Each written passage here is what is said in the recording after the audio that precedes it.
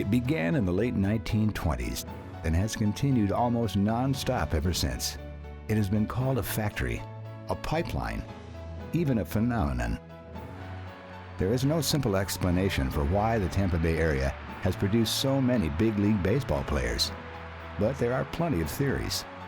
Weather, coaching, bloodlines. But if you ask enough people who have spent their lives here playing and teaching others about the game they love, you begin to understand that for many, baseball has become part of the region's culture. When we grew up here in Tampa, baseball was the predominant sport by far.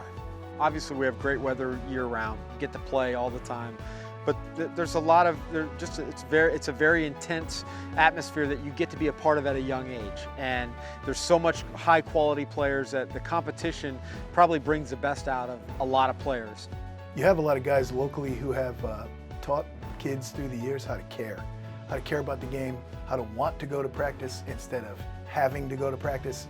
It became just a kind of a way of life for these kids. It could be the bloodlines, I don't know. You could always say it's Boliche Boulevard, which is where you get your steaks, yellow rice and chicken, platanitos, everything else. Maybe that's has something to do with it, but it's just the kids embrace the game. They love the game. They had a passion for the game. It's a hotbed for baseball, from the youth leagues to high school to professional. We have a lot of professional baseball here. We have great weather. It's been a sport in our state since the turn of the century. And with all this in a combination with great weather, it's made to happen. It's perfect for our game of baseball.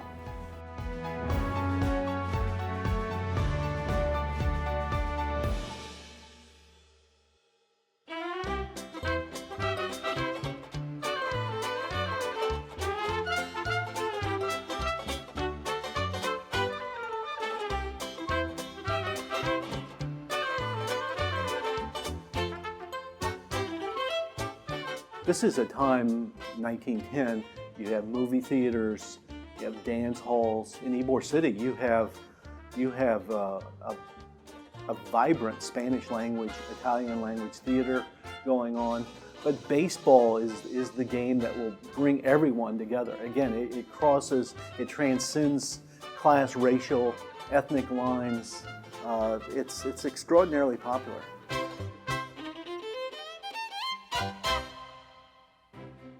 Tampa's near obsession with the game acts as a sort of incubator, and by the mid-20s, it produces the first of what will become a long line of big leaguers.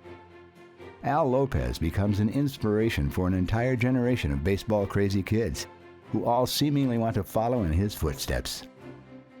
Al Lopez, coming from this area, from Ybor City, and making an imprint in Major League Baseball, and then going on to manage, that basically intensified the feelings that, boy, you know what, you can get to the big leagues if you work hard, you dedicate yourself, and get the opportunity.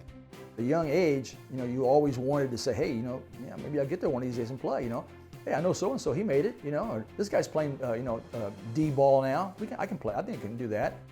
At the same time, there were a lot of ex-players that had played either in the majors or minors, and there were abundance of good coaches here. I remember my American Legion and Pony League teams.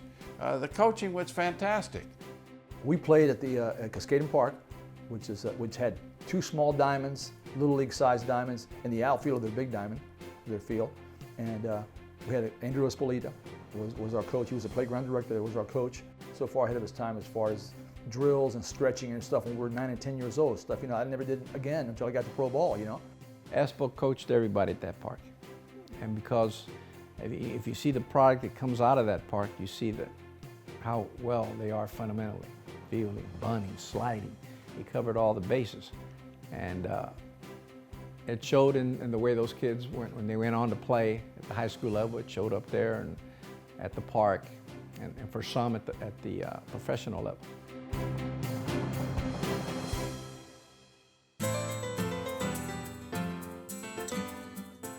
It's names like Pinella and LaRussa that tend to define this generation of kids from West Tampa and Ybor City.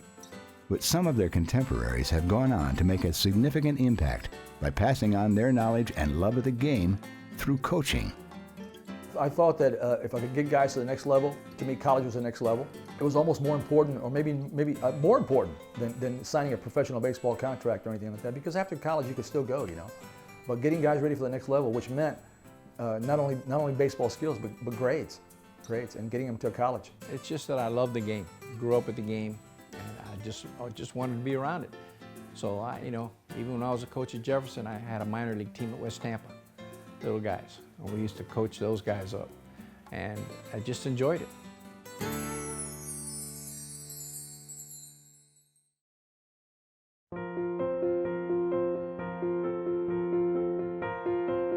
With an abundance of talent and good coaching in the 1950s, West Tampa and Ybor City seemed ready for the next wave of big league talent. This time, two players, Lou Pinella and Tony LaRussa, would come to symbolize their generation. Tony was a tremendous high school baseball player. I mean, what a shortstop. I mean, he'd go in the hole, dive, get up, make the throw up the middle, short ground, or hit the ball. He was tremendous. We would be working out at McFarland Park, Legion, and his dad would holler, "Tony, come on back." There's another scout coming in to talk about signing him. They didn't have a draft in those days. He was an Ybor City guy, and he also moved to West Tampa. And I played with him at the little league age, 10 and 11. He was always a year younger than us, and we were 10 and 11. He was 9 and 10, that type of thing. And but he went to Cuba with us. He was a tremendous ball player, and the first bonus guy ever signed out of Tampa. That's before they had the baseball draft. He signed with the at that time Kansas City Athletics for like $85,000. We thought, wow, bought his parents' home and got a car and a set of golf clubs, and everybody was happy. He was always a really, really good player. Played a very demanding position, shortstop. Always really looked good in a uniform. Intelligent baseball player. It was almost like a coach or a manager on the field, believe it or not. It didn't surprise me at all that he went on to manage and have the Hall of Fame career that he did. Lou was a better basketball player than he was a baseball player, actually. He went to the University of Tampa on a basketball scholarship and stuff. But I didn't know Lou too much as a baseball player until I moved to West Tampa. I knew him when we went to Our Lady of Perpetual Help school in Ybor City. Pop went to the same school. And Lou played basketball for St. Joseph. He was in West Tampa. And so we played each other in basketball, But I knew him from then, but I didn't know about his baseball skills until after. And we played against each other. He went to Jesuit. Played against each other in high school and in American Legion and stuff, Very good ball player. He'll tell you himself, he was a hothead then, and it kind of continued a little bit after that, Lou was a tremendous hitter, but he had a temper. Ooh, he'd throw the bat, he'd throw the glove, you saw him as a manager picking up the base and throwing it. As a high school player, he was intent, and if he didn't do well, he'd be upset, but he could always hit. LaRussa and Pinella spend most of their childhoods playing against each other. But when they get to high school, they have an opportunity to team up in American Legion. It was very competitive. I mean, you had to be a pretty good player to get yourself into the starting lineup and to maintain your status. And I remember when I played, Tony LaRussa would hit second in the lineup. I would hit third, and then Kenny Suarez would hit fifth or sixth. So, and three kids from an American Legion team making it to the big leagues. That's pretty good. And we were West Tampa Post 248 right there at McFarland Park. While Pinella and LaRussa undoubtedly burnished Tampa's reputation as a source of big league talent, it's the next group that turns it into a hotbed. Starting in the mid-70s, the list of kids from the region who not only get to the majors, but become big-time pros, reads like an all-star team roster. I'm talking about the Wade Boggs, I'm talking about the Dwight Goodens, the Gary Sheffields, Tino Martinez. I mean, I can go on and on with this. Luis Gonzalez, great players from this era. And it got to the point where really the Tampa area was the most prolific area at one time for Major League Baseball talent. And not only Major League Baseball talent, I'm talking about Hall of Fame and very, very good upper level talent. You don't need to look any further than Pop Questa's Jefferson High teams of the 80s to find better examples. The Dragons roster from that era features no less than 3 future Big League All-Stars: Fred McGriff, Tino Martinez, and Luis Gonzalez. Freddie was just a sweet swing, always had it. And back then he was wearing glasses, he was skinny, you know, and he's a big guy now, you know. And he got himself some contact lens and became Fred McGriff. Yeah, he's the real deal. Should be in the Hall of Fame. He got bigger. And then between his junior year and senior year, all of a sudden he grew 3 or 4 inches. All of a sudden he was stronger from the workouts. He started hitting the ball with authority, going the other way. I remember a scout from the Yankees, he kept telling me, don't say anything to anybody about Fred. We're going to draft him.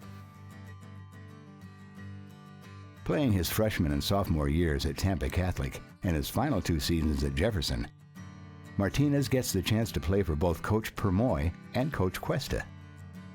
When I got there, Tino Martinez was a backup right fielder. And we're related down the line somewhere. And I said, Tino, you should play first base. Start bringing your first base glove. And Tino moved into the first base spot. I think it was probably 7 games into the season. He took over. The rest is history. You know, he hit .420 as a freshman. And then he played 2 years at Tampa Catholic for me. And then he went to play for Coach Questa at Jefferson. One summer, teaching driver ed, and he knocks on the coach. What do I got to do to get to Jefferson? We're transferring. I said, don't play games, Steve. I'm coming. Me, my brother, Iglesias' son is coming. A left-handed pitcher's coming. I had about 4 guys transfer over because they dropped in classification, and Tino wanted to play at a higher level. So they all came over, and all of a sudden they made me a better coach. Louis was not drafted out of high school. He was kind of a little uncoordinated. He was still growing.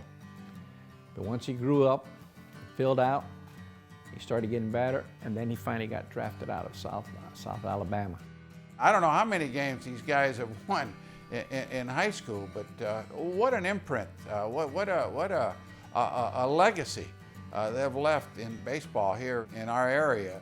And that's one of the reasons that the passion, the love of the game, the teaching expertise, and that's one of the reasons that you saw so many great players coming out of this area.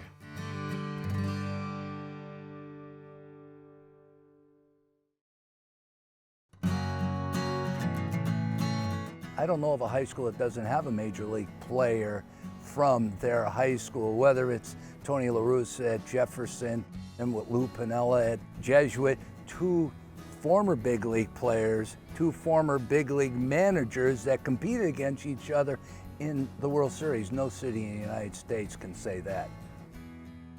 As if Tampa's success on the field in Major League Baseball isn't enough, the 1990 World Series may be the city's ultimate showcase, when Tony La Russa's Oakland A's face off against Lou Piniella's Cincinnati Reds.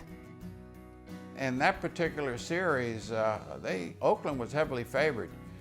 They had just a great team with the Bash brothers and the good pitching that they had, Dave Stewart and Eckersley, just to name a couple. But you know, our kids in Cincinnati could play, and we could hit fastballs, and Oakland was a fastball pitching team.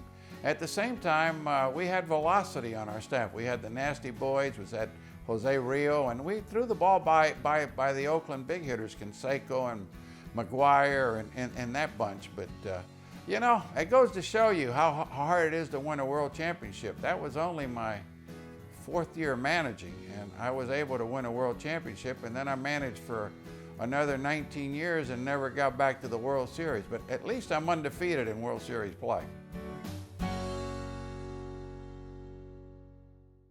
The Bay Area's proud tradition of big league players and managers continues on today, and you don't have to look any further than the Trop to find one of the most recent examples. Rays skipper Kevin Cash, a product of Tampa's Northside Little League. Very fortunate to have a dad that had played pro ball, had pretty good knowledge, but was also, a great dad. He was kind of the Little League father that threw all the extra BP. He was always coaching my brother or my team, our team. So couldn't have asked for a better coach and to get me started in, such a great game. It was never a question of, anybody pushing me out the door to go practice or have a game. It was, I knew what time the game was, and I was probably dressed 3-4 hours earlier. They went to the World Series in Little League and stuff, so I knew, they're right across the street from Gaither. So I knew of him, and I thought he would always be a cowboy. He worked really hard. He's probably told this story a million times. We had a fall baseball, which wasn't associated with the school, and cut him. And he was just so small then. It was his size. Not that he couldn't play. He had great hands and pretty good throwing arm. Just so small, could hit the ball in the infield. And all his friends made the team, and he didn't. That disappointment doesn't last long, and by the following spring, Cash not only makes the team, but starts showing signs of an above-average baseball IQ. He was a middle infielder for us, and basically the captain of our infield. And we had some certain set plays that we would do, and he'd go, "Why don't we try it this way?" And we would try it, and it worked pretty good. I said, "Yeah, let's go ahead and do it that way," And so you'd think right there, well, this guy might be a coach one of these days, but not thinking, major league manager, never thinking that. He was the kind of player that was literally, and again a trite phrase, he was a coach on the field. His maturity sometimes probably even surpassed his ability, because he was just that guy. He was the guy who's putting his arm around teammates, slapping them on the butt and saying, "Hey, relax. We're gonna get this done. Just make the play the next time." You could almost see it. After a successful college career at Florida State, Cash makes the switch to catcher and goes on to play 8 years in the big leagues with several teams, including his hometown Rays. Even though he's now a big league manager, Cash still remembers some of the lessons learned from his high school coach. Probably patience, because when you're dealing with the group, that age group, you better have some patience. And we did some not very smart things, and he was always patient. He'd come down on us pretty hard, but it was very forgiving and understand that as long as we were listening and respecting, he always showed a lot of patience. He's a high school All-American. He's a Florida State All-American. He gets converted, Toronto, gets to the big leagues. He plays for us, both with the Durham Bulls and the big leagues. And he's a prime example of baseball here in the Tampa Bay area.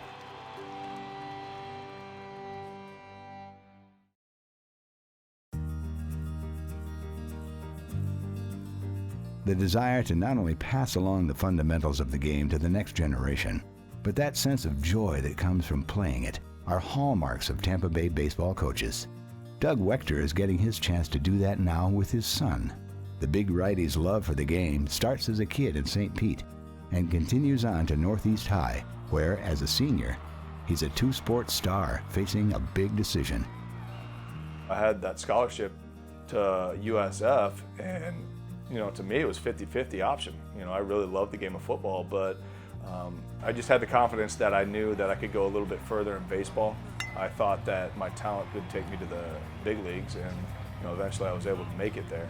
But yeah, it was a fun ride, but I really didn't believe that I could make it to the big leagues start believing until I was a senior in high school. Great character, great work ethic, with great stuff. And when you come out of high school, even though they play a lot of games, there's a change in professional baseball. Now you're playing against the best in the world, and you got to make adjustments. Doug made those adjustments, played on the big field here for us, and did well until injuries, slowed down his career.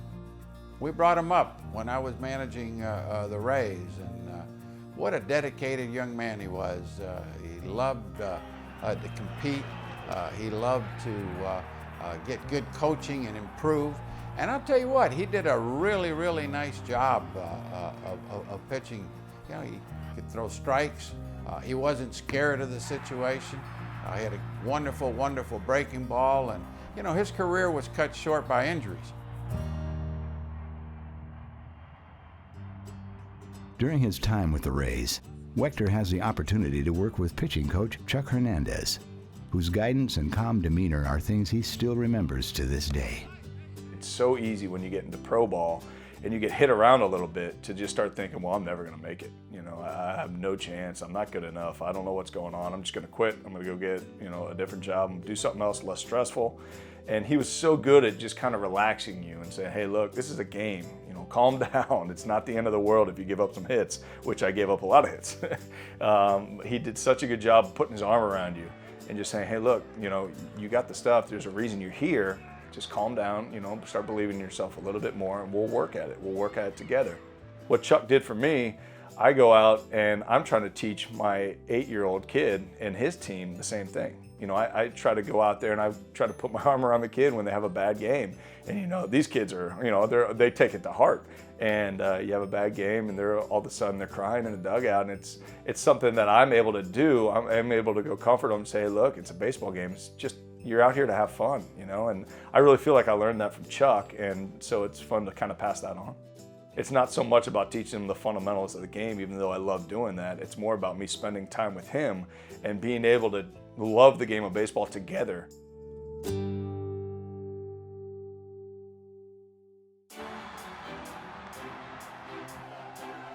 Maybe it's that simple. Baseball has become a part of the culture because of a community of people who revere the game and their desire to pass it down to the next generation like a cherished family heirloom and an important piece of Tampa Bay baseball history. The talent level, they say, goes ups and downs, but it's always consistent, especially in the state of Florida and especially in the area of Tampa Bay. You know, Tampa Bay, St. Petersburg, Clearwater, all the surrounding cities, and for some reason there's just a mecca for baseball in this area, and I see it only getting stronger. You know, with the rich history that we have, it's just one of those things that's almost built into you.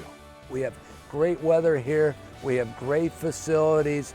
Parents are into it. I can't see it slowing down. Why wouldn't you want to be a major league player?